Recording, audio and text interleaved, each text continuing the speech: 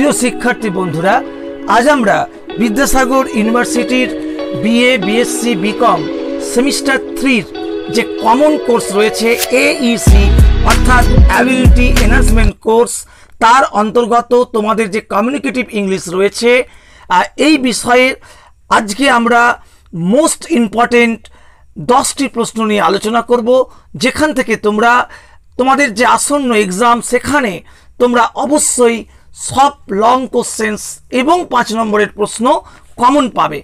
তাহলে দেখো, প্রথম যে প্রশ্ন 10 নম্বরের জন্য, হোয়াট ইজ রাইটিং স্কিল বা what is writing, discuss the relationship between speech and writing, অথবা write the differences between speech and writing.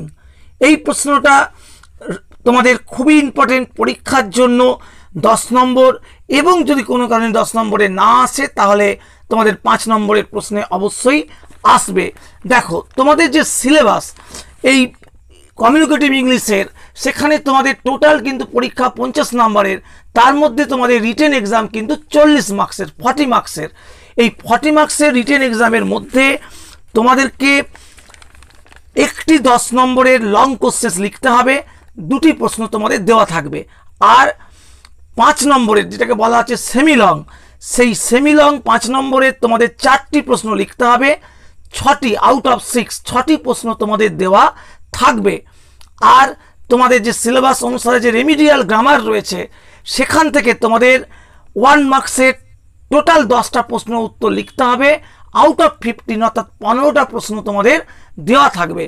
তাহলে আমরা মূলত 5 নম্বর এবং 10 নম্বরের যে প্রশ্ন, সেটা নিয়ে আজকে আলোচনা করছি। পরে অন্য ভিডিওতে আমরা রিমিডিয়াল গ্রামার অংশে যাব।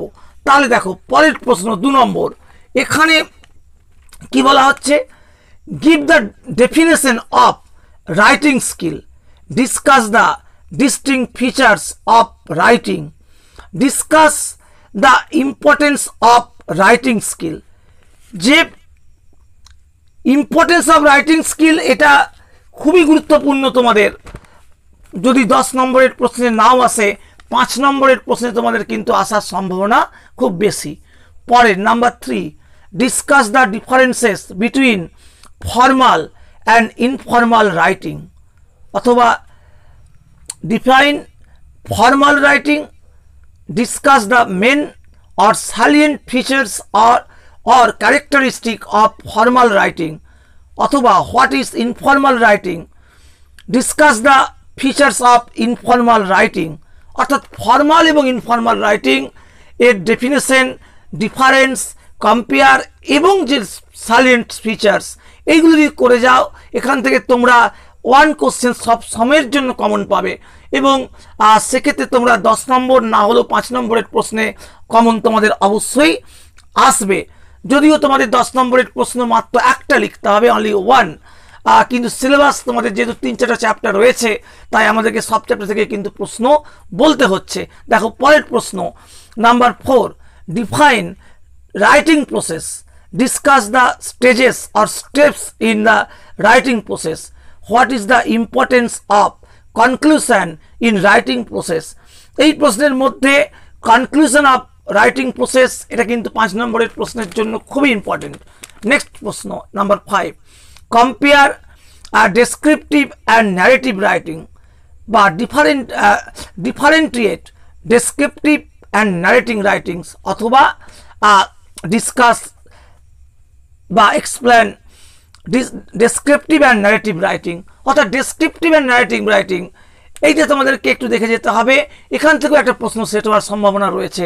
Next questions, discuss expository and argumentative writing, argumentative writing, এখানে তোমাদের মূলত এটা 5 নম্বরের প্রশ্নের জন্যই আসার সম্ভাবনা রয়েছে।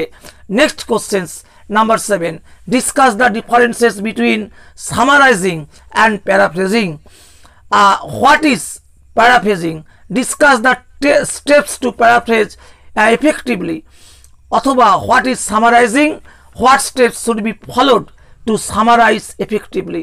অর্থাৎ সামারাইজিং অ্যান্ড প্যারাফ্রেজিং এর পার্থক্য খুবই ইম্পর্টেন্ট লং প্রশ্নের জন্য, 10 মার্কসের জন্য, না হলে 5 মার্কসে তোমাদের আসার সম্ভাবনা কিন্তু রয়েছে। Next questions, discuss the difference between curtailment and correspondence. এই প্রশ্নটা তোমাদের 5 মার্কসের প্রশ্নের জন্য মূলত important. Next questions, discuss the essential components of a well written minutes of a meeting. এটাও তোমাদের খুব ইম্পর্টেন্ট প্রশ্ন 10 মার্কসের প্রশ্নে আসার সম্ভাবনা বেশি। যে মিনিটস রাইটিং মিটিংয়ের, আর অথবা অর্ধে একটা প্রশ্ন বলা হচ্ছে, দেখো, write a minutes of a meeting about the student freshers programme অথবা অ্যানুয়াল কালচারাল প্রোগ্রাম, অথবা তোমাদেরকে যে একদম একটা মিটিংয়ের মিনিটস কেমন করে লিখতে হয় তোমাদের সেই লেখাটা বলতে পারে। যেমন আমরা বলেছি যে স্টুডেন্টস ফ্রেশার্স প্রোগ্রাম অথবা অ্যানুয়াল কালচারাল প্রোগ্রাম, এই ধরনের যে কোনো একটা কলেজের ফাংশন বা অনুষ্ঠানের বিষয়ে একটা যে মিটিংয়ে যে আলোচনা হবে তার যে মিনিটসটা সেটা কেমন করে লেখা হয় সেটা তোমাদেরকে পার্টিকুলার টপিক বলে বলতে পারে। এটা কিন্তু 10 নম্বরের প্রশ্নের জন্য খুবই ইম্পর্টেন্ট কোশ্চেন্স। নেক্সট 10-10 নম্বরের প্রশ্ন, এখানে আমাদের কিন্তু অনেকগুলো রাইটিং, তোমাদের যে সমস্ত আইটেমগুলো রয়েছে সেইগুলো এখানে আমরা কিন্তু বলেছি, এবং এই রাইটিং আইটেমগুলো তোমাদের 10 নম্বরের যদি তোমাদের না আসে কোনো কারণে, তখন 5 মার্কসের প্রশ্নে কিন্তু রাইটিং, একাধিক রাইটিং কিন্তু আসবে। আর 10 নম্বরের প্রশ্নে একটা রাইটিং কিন্তু আসার সম্ভাবনা সব সময়ের জন্য রয়েছে। যেহেতু তোমাদেরকে 10 নম্বরের প্রশ্নে দুটো লিখতে হবে, একটা লিখতে হবে, দুটো থাকবে, সেক্ষেত্রে একটা কিন্তু রাইটিং আসার সম্ভাবনা রয়েছে। আর দেখো, এখানে তোমাদের সিলেবাস অনুসারে প্রথমে লেটার রাইটিং রয়েছে, এবং লেটার রাইটিংয়ের মধ্যে তোমাদের মূলত বিজনেস লেটার এবং পার্সোনাল লেটার এই দুটো তোমাদের সিলেবাসে দেওয়া আছে। সেক্ষেত্রে তোমাদের একদম ফর্মাল লেটার কথাটা উল্লেখ না থাকলেও কয়েকটা লেটার কিন্তু তোমাদের করে যেতে হবে, যেমন for a job application to a company with biodata, এটা তোমাদের অবশ্যই করে যেতে হবে। তারপরে নেক্সট হচ্ছে complain letter to a company for a bad product, order for a purchasing a new item from a company or replacement the product. অর্থাৎ কোম্পানিকে তোমার কোনো একটা চিঠি লিখতে হবে, তোমার কোনো জিনিস খারাপ বেরিয়েছে, প্রোডাক্ট তুমি কিনেছো সেটা খারাপ বেরিয়েছে, অথবা কোনো কিছু তুমি অর্ডার দিবে বা কোনো কিছু পারচেসিং করবে কোম্পানির কাছ থেকে, অথবা কোনো প্রোডাক্ট তুমি রিপ্লেসমেন্ট করবে। এটা তোমাদের বিজনেস লেটারের মধ্যে পড়বে। এগুলোর ফরম্যাটটা একই রকম, একটা দুটো প্র্যাকটিস করলে তোমরা যে কোনো ধরনের প্রশ্নে যেটাই পড়ুক না কেন তোমাদের লিখতে কোনো অসুবিধে হবে না।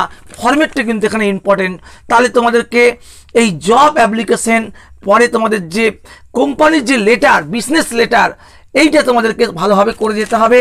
এখানে তোমাদের 3 ধরনের মূলত হবে। একটা হচ্ছে নতুন কিছু কোম্পানিকে অর্ডার দেওয়া, আর কোনো তোমার যে আইটেম খারাপ বেরিয়েছে সেটা তোমাকে চেঞ্জ করতে বলা, অথবা কোম্পানিকে কোনো কমপ্লেন করা ডাইরেক্টলি যে এই প্রোডাক্টটা খারাপ, এটা কমপ্লেন করা এবং তার জন্য ফেরত চাওয়া টাকা পয়সা। এই 3 ধরনের হবে। এরপর permission letter to the principal of the college for celebration of freshers day, annual function, workshop, seminar, অর্থাৎ যে কোনো প্রোগ্রাম বা লিভ অ্যাপ্লিকেশন, এইগুলো প্রিন্সিপালকে লিখতে হবে, কলেজ প্রিন্সিপালকে। এগুলো ডাইরেক্ট সিলেবাসে না বলা থাকলেও পরীক্ষার জন্য ইম্পর্টেন্ট। আর তারপরে যদি তোমাদের ফর্মাল লেটার দেয়, এই তোমাদের যদি পার্সোনাল লেটার দেয়, সেক্ষেত্রে তোমাদেরকে ফ্রেন্ডকে লেটার, ফাদারকে বা ফ্রেন্ড অ্যাব্রোড, যে কোনো তোমার কোনো বন্ধু বিদেশে থাকে তাকে চিঠি লেখা, অথবা তোমার ফ্রেন্ডকে চিঠি লেখা, এইগুলো একটা আসবে। সেক্ষেত্রে হবি বা তোমার কোনো ইনভাইটেশন ফর এ পিকনিক বা এক্সকারশন, আমরা দুটো টপিক বলেছি। এই ধরনের আরও যে কোনো টপিক ধরে কিন্তু প্রশ্ন আসতে পারে। আমরা দুটো ইম্পর্টেন্ট টপিক বলে দিচ্ছি, হবি এবং হচ্ছে পিকনিক বা এক্সকারশন, বা এই ধরনেরই আরও দু একটা টপিক তোমরা দেখে যাবে এবং একটা ফরম্যাট তোমরা রেডি করে যাবে, তাহলে তোমাদের অসুবিধা হওয়ার জায়গা থাকবে না। আর আরেকটা হচ্ছে টু দ্য এডিটোরিয়াল লেটার। যদিও তোমাদের সিলেবাসে ফর্মাল লেটারের কথা উল্লেখ করেনি, তা সত্ত্বেও এডিটোরিয়াল লেটার ইম্পর্টেন্ট থেকে যাচ্ছে। দেখে যেতে হবে ফরম্যাটটা হলেও, যে high price rise of essential commodities একটা, আর হচ্ছে করাপশন এবং রেগুলেস ড্রাইভিং, 3টে আমরা টপিক দিয়েছি। এগুলো তোমাদের দেখে যেতে হবে। তাহলে এখানে তোমাদের লেটার রাইটিং অবশ্যই পরীক্ষাতে তোমাদের একটা লং প্রশ্নে আসবে। লংয়ে যদি কোনো কারণে না দেয় তাহলে 5 নম্বরের প্রশ্নে আসবেই। আর নোটিশ রাইটিং, এবং নোটিশ রাইটিংয়ের মধ্যে নোটিশ রিপোর্ট এবং নোট মেকিং, এই তিনটের মধ্যে তোমাদের অবশ্যই পরীক্ষাতে হয়তো দুটো আইটেম তোমাদের পরীক্ষাতে আসবে, 5 মার্কসের প্রশ্নে আসবে। যে নোটিশের মধ্যে আছে একাডেমিক নোটিশ, তোমাদের রয়েছে একাডেমিক নোটিশ, অ্যাডমিনিস্ট্রেটিভ নোটিশ এবং লিগ্যাল নোটিশ। এই তিনটেই বেশি গুরুত্বপূর্ণ পরীক্ষার দিক থেকে। একাডেমিক মানে কলেজে হয়তো কোনো ক্যাম্প হচ্ছে, blood donation camp in your college, অথবা কোনো এডুকেশনাল ট্যুর হচ্ছে বা পিকনিক হচ্ছে বা কোনো ফাংশন হচ্ছে, এইগুলো উপরে বা কলেজ ম্যাগাজিন বেরোবে, এগুলোর উপরে স্টুডেন্ট ইউনিয়নের পক্ষ থেকে বা কলেজ অথরিটির পক্ষ থেকে যে নোটিশটা জারি করা হবে, তোমাদের সেই নোটিশ লিখতে দিতে পারে। আর তারপরে অ্যাডমিনিস্ট্রেটিভ নোটিশ, অর্থাৎ কলেজের কর্তৃপক্ষ যে নোটিশটা দেয়, যেমন আমরা দু একটা বলেছি, যেমন ক্যাম্পাস ক্লিননেস ড্রাইভ কিংবা কলেজের স্টাফ মিটিং বা কলেজের ইউনিয়নের কোনো মিটিং, এই সংক্রান্ত বিষয়ে অ্যাডমিনিস্ট্রেটিভ লেটার তোমাদের দিতে পারে। তবে একাডেমিক নোটিশটা খুব বেশি ইম্পর্টেন্ট অ্যাডমিনিস্ট্রেটিভের চেয়েও। আর লিগ্যাল নোটিশ, যে তোমার কোনো মাল, কোনো for damage goods order to the কোম্পানিকে তুমি দিয়েছো ফ্রম দ্য কলেজ থেকে কোনো প্রোডাক্টে অর্ডার দিয়েছো, সেটা খারাপ বেরিয়েছে এবং তার জন্যে কোম্পানিকে লিগ্যাল নোটিশ তুমি জারি করছো যে এই মালটা ফেরত না হলে আইনত ব্যবস্থা নেওয়া হবে। কিংবা ইন্টেলেকচুয়াল প্রপার্টি ভায়োলেশন, তোমার কোনো কপিরাইট, তোমার কেউ কোনো জিনিসটা, তোমার মৌলিক কোনো জিনিসটা কেউ নিয়ে নিয়েছে, কপিরাইট ভায়োলেশন হয়েছে, এই বিষয়ের উপরে কোনো লেটার, কোনো লিগ্যাল নোটিশ। অর্থাৎ লিগ্যাল নোটিশ যে ফরম্যাটটা তোমরা দেখে গেলে তোমাদের পরীক্ষাতে অসুবিধা হওয়ার কোনো জায়গা নেই। তাহলে নোটিশ রাইটিং গেল, এটা পরীক্ষায় কিন্তু আসার সম্ভাবনা খুব বেশি নোটিশ রাইটিং। এবং তারপর রিপোর্ট রাইটিংয়ের মধ্যে তোমাদের আছে যে নিউজ পেপার রিপোর্ট, অবশ্যই পরীক্ষার ইম্পর্টেন্ট, যে রেল অ্যাক্সিডেন্ট, বাস অ্যাক্সিডেন্ট, কোনো অ্যাক্সিডেন্ট নিয়ে রিপোর্ট, আর্থকোয়েক রিসেন্ট হয়েছে সেই নিয়ে রিপোর্ট, বিল্ডিং কলাপসের রিপোর্ট, অথবা কলেজ কোনো ফাংশন বা কলেজ ফাউন্ডেশন ডে সেলিব্রেশন, কলেজের যে কোনো প্রোগ্রাম, তার উপরে একটা রিপোর্ট করতে বলতে পারে। তাহলে রিপোর্ট রাইটিংটা কিন্তু খুবই ইম্পর্টেন্ট। আর 5 নম্বরের প্রশ্নের ক্ষেত্রে, সেক্ষেত্রে এখন যেহেতু এবারে প্রথমবার তোমাদের পরীক্ষা হবে, সবটা হয়তো পরীক্ষাটা হলে বুঝতে পারা যাবে যে কেমন করে থিওরি পোর্শনে কতগুলো থাকছে, রাইটিং পোর্শনে কতগুলো প্রশ্ন থাকছে। পরের প্রশ্ন দেখো, তবে তোমাদের অবশ্যই নোটিশ, রিপোর্ট এগুলো পরীক্ষাতে আসবে। আর একটা নোট মেকিং, সামারি রাইটিং, এই দুটো রাইটিংয়ের মধ্যে সামারি রাইটিং তো প্যাসেজ তুলে দেবে, সেখান থেকে তোমাদেরকে লিখতে হবে শর্ট করে। আর নোট মেকিং পরীক্ষায় আসতে পারে, কোনো টপিক দিয়ে তার উপরে নোট মেকিং করতে বলতে পারে, এটাও তোমাদেরকে ফর্মালি দেখে যেতে হবে। অর্থাৎ রাইটিং স্কিলগুলো তোমরা দেখে গেলে এখান থেকে 1-2টো প্রশ্ন তোমরা কমন, মানে অনেকগুলোই প্রশ্ন কমন পাবে।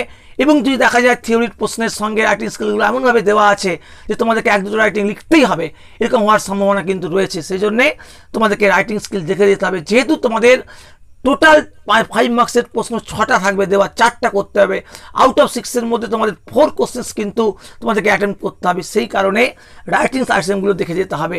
এবং আর তোমাদের যে সিলেবাসের রেমেডিয়াল বাকি অংশ হচ্ছে রেমেডিয়াল গ্রামার, সেটা আমরা পরে অন্য ভিডিওতে দেব। আজ তাহলে এ পর্যন্তই।